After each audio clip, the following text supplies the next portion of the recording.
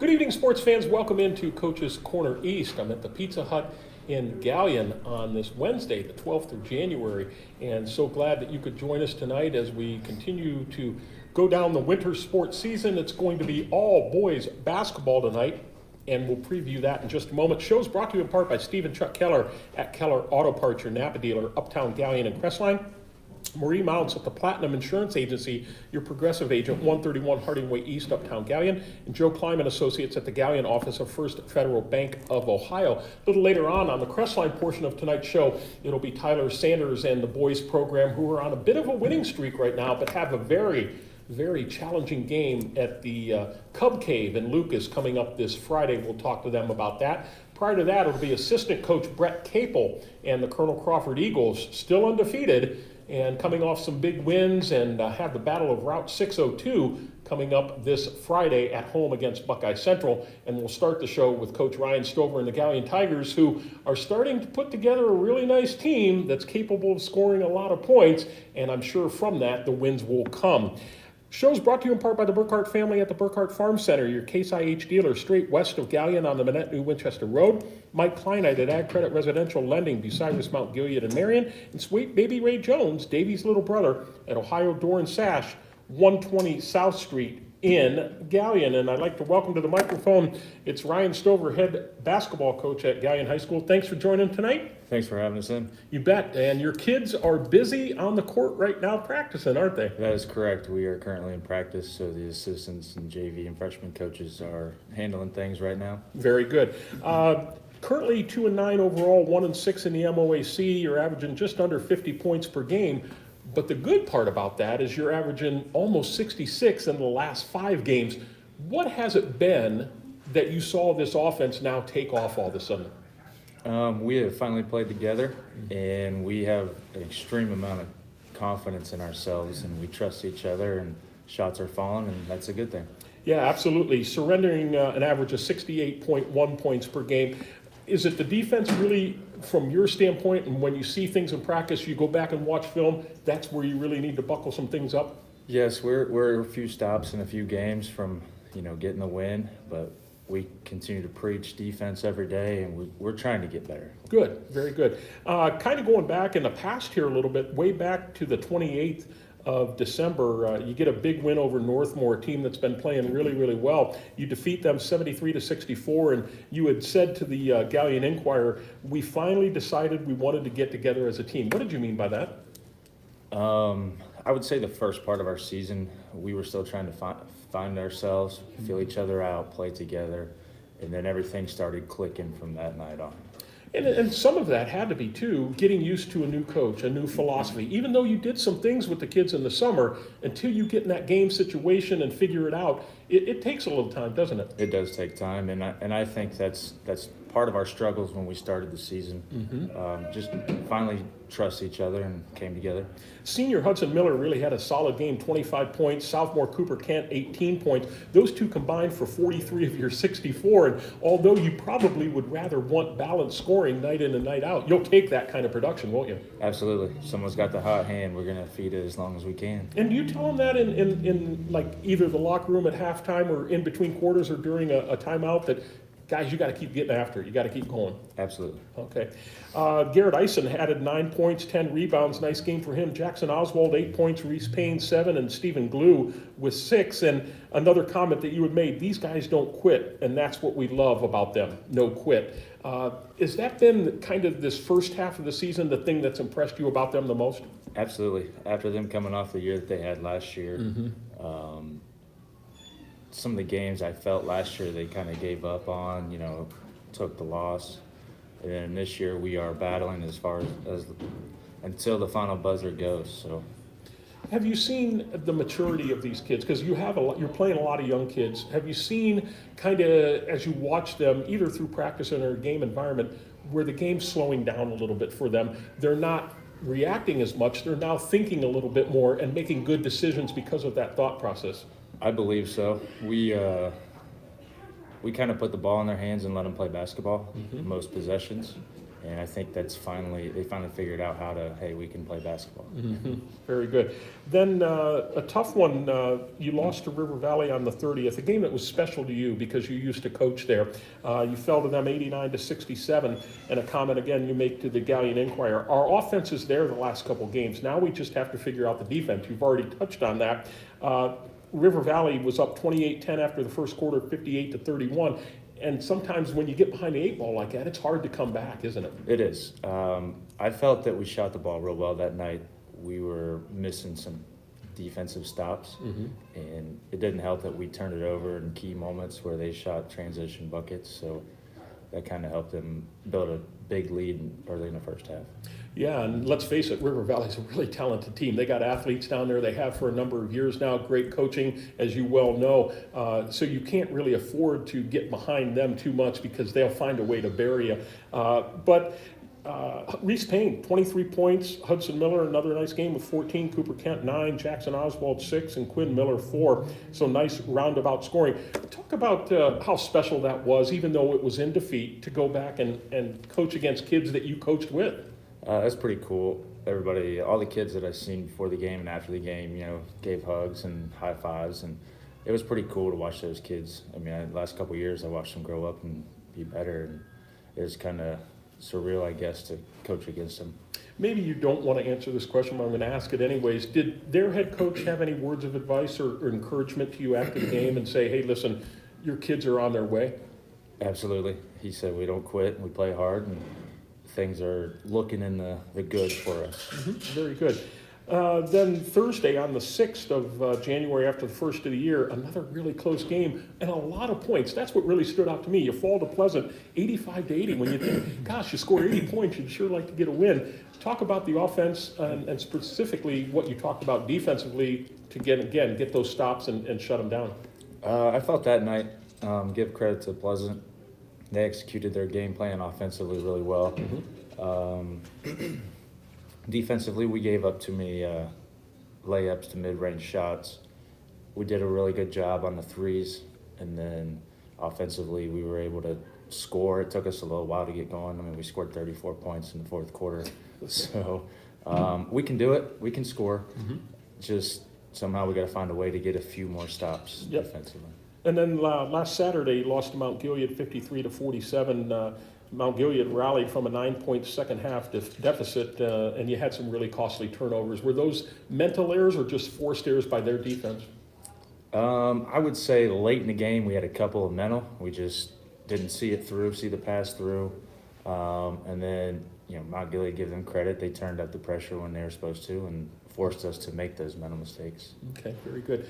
Take a break here, and I'm going to talk to a young man here in just a moment if he's willing to talk a little bit. Show's brought to you in part by Lee Plymouth and Brad Seibert at the Plymouth Insurance Group, Galion and Bucyrus, North Central State College Mansfield and the Crawford Success Center, North Walnut Street across from the courthouse in Bucyrus, and Phil and Sue Schreck at Phil's Deli, just east of the Pizza Hut at the bridge here in Galion. 9-year-old Court Stover. Hi, Court. How are you? Good. Good. Thank you for coming tonight with your dad. And you are, we talked off air, you go to Highland, right? Highland Schools. Yes. And you're a Scot. And when I asked him his name, he said, my name's Court, like basketball. And so fittingly that your dad is a basketball coach. Is that your favorite sport? Is basketball your favorite sport? Yes. Okay. Do you play any other sports? Yes. I played football and baseball. Okay, very good. Now, having a dad that coached basketball and has coached for a long time, does he talk a lot to you about what to do to improve your game, how to get better at your game? Yes. Okay, what specifically does he tell you to do? Court, I want you to do this. What does he say? Like,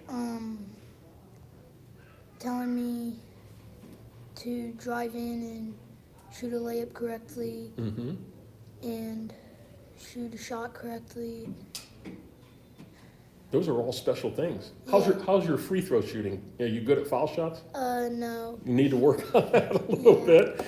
Now, I'm sure you spend some time with the high school kids, right, at practice. You're going to go there right after the show tonight. Do they like having you around? Do they have fun with you and play games with you and stuff like that? Do you like hanging around with those older guys? Yeah. Yeah. Do you get any, do they talk to you at school, because you go to Highland and that's a rival, they're in the MOAC now, do they say, do they try to find out about what's going on at Galion basketball, or do they just kind of leave you alone with that? Well, they kind of pick on me because my brother goes to Highland. Too. Uh-huh, okay. All right, but you just kind of slough it off and say, hey, whatever it is, and we go with it for sure. All right, now, you said you're going to play baseball too, right? So that's Yeah. coming up. What position you play baseball? Outfield, first base. Okay, you're all around. No Yeah. pitching? No. Nothing, okay. Who's your favorite NBA player? Kobe Bryant. Okay, yeah, he was great, wasn't he? And he just had that killer, that Mamba mentality, right? Very good. Well, you did a great job. Thanks so much for coming out tonight. Good luck and with your success. What level are you playing right now? Like a rec league kind of thing, or what? Just like an HSA. Okay, very good. Well, good luck this year. Enjoy it. Get better. Work on those free throws. And as you said, work on your layups and your shot, and I'm sure good things will happen to you. Thanks for coming. I appreciate it. Thank you. You bet. Take another break before we come back and talk to Coach. We're brought to you in part by Steve Kurtzman Associates at Innovative Recycling, 352 South Street in Galion. Candy Bolin at Bolin Realty, 2 blocks west of the Uptown Galion Square. And John Cross at Cross Carpet and Custom Floors, 302 North Seltzer, downtown Crestline. Back to the microphone we go. Head basketball coach at Galion High School, Ryan Stover. Man, guy's good. He's going to take over for me someday. He did really, for a 9-year-old young man, he did really well on the microphone. Most of them are scared to death. Good on you, Court. What's that like, being a coach of high school kids, but yet watching your son and come up and play and enjoy the game and learn about the game? How special is that for you? I think it's awesome. During the games, we have a seat designed for him. The second seat is his. Mm-hmm. He sits there and he helps us coach, and it's really good to have my son sit right next to me. Mm-hmm. I mean, I'll take it as long as I can get it. Yeah, absolutely. And I grew up with a lot of friends that their dads were coaches, and they grew up in a program somewhere around the program, and then when they got to be high school kids, I mean, it just made it the memories that a father and son, or a father and daughter, or in the girls' case, you look at Shani Rush and her daughter playing, and got a couple coming up. That's got to be a special thing, and memories that are going to last forever, that you can take with you. So fantastic! I think that's great. JV, how are they doing this point of the season? JV is struggling. They're struggling to make some shots. They're playing hard. They're not quitting. They're doing the things we're teaching, just having a little trouble offensively. Mm-hmm. And how about, have you had some freshman games so far? We have. Freshmen's doing good. They've lost a few nail biters, won a couple games. That he's got 6 guys, so it's kind of hard to rotate some of the guys in. They get kind of gassed with 6, but he's doing a great job, and the freshman guys are really competing, and they've been in every game. Good. How about junior high level? How you doing down there? The 8th grade's struggling, but they have improved, and the 7th grade is going to be all right. That's a good group right there, huh? Yes. Okay, very good.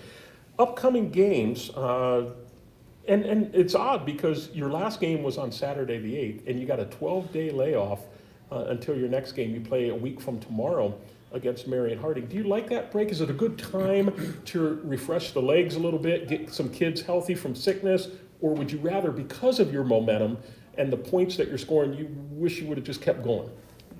Right now, with the COVID situation, right now it's kind of getting healthy. Mm-hmm. I don't like it though. I wish we could play. Right. I'm a coach. I'd like to play every day. But, Yeah. But yeah, it's a long layoff. I wish it wasn't as long. Mm-hmm. But right now we're taking the time to get some guys healthy and try to work on some things that we need to correct. Do the kids feel that same way too? Because I sense that there's some confidence now, and the best thing when you have confident kids is to get them right back in that environment. Do they feel that way too? They do. Yeah. They're chomping at the bit, ready to get back in it. So. Do you have concerns that some of that momentum that you've built might be lost, or you think with the intensity that you go with at practice, you're going to be able to maintain that? I think we'll be okay. To start a game, which is scary because we'll open back up against Harding, Right. which is a very good team. Right. It's going to be the little rust factor. Sure. It's been 12 days since we've actually been game speed, so hopefully that's not a factor and we can get right after. Yeah, you mentioned next Thursday you got Marion Harding at home this time, a team that beat you by, almost 60 last time down there, a very talented team, but you're a different team now than you were at that time. You, as you mentioned, starting to feel things out and get stronger. What have you seen from them as their season has gone on?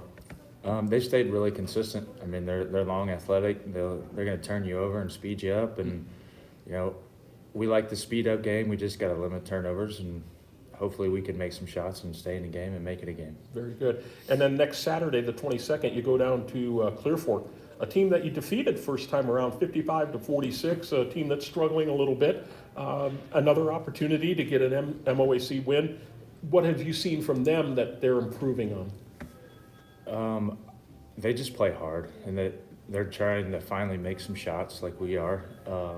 They're making a turn. It's going to be hard at their place. It's always a tough place to play. Right, for sure. Very good. Well, continued working with the guys, get healthy, other than sicknesses and things. Physical injuries, you're in pretty good shape. You're getting... Yeah, as of right now, you know, knock on wood, we're 100% healthy that way without injuries. That's good. That's good. Well, keep the momentum. You know, maybe a 100-point game could be in the future the way some of your guys are hitting right now. That'd be kind of a neat thing. That would be a really neat thing. But you would probably trade it all for a 1-point victory, wouldn't you? Absolutely. Yeah, every time. Well, good luck to you. Thanks for coming out. Court, great job. Thanks for coming. Hopefully, maybe someday in the future I can interview you as a high school kid. That would be really neat. But keep up the good work. We'll take a break here. We're going to come back and talk Colonel Crawford basketball right after this timeout.